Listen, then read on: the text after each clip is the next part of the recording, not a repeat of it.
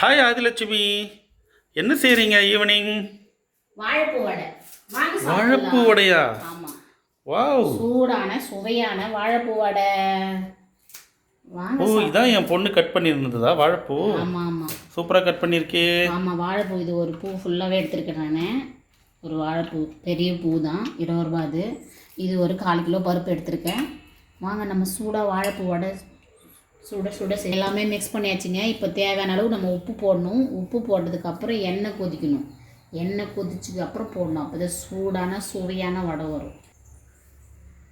எண்ணெய் காஞ்சிடுச்சு, கேஸ் போட போகிறேன்.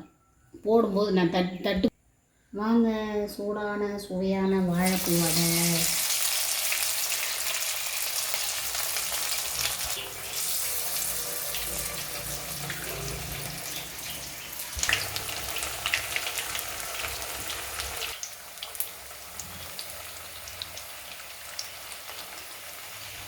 வடை பொன்னிறமாக மாறிடுச்சுங்க. இப்போது கொஞ்சம் இப்படி திருப்பி திருப்பி விட்டு எடுத்துடலாம் நம்ம வடையை. சூடான சுவையான வாழைப்பூ வடை. வாங்க சூடான சுவையான வாழைப்பூ வடை சாப்பிட்லாம். வாங்க உறவுகளே.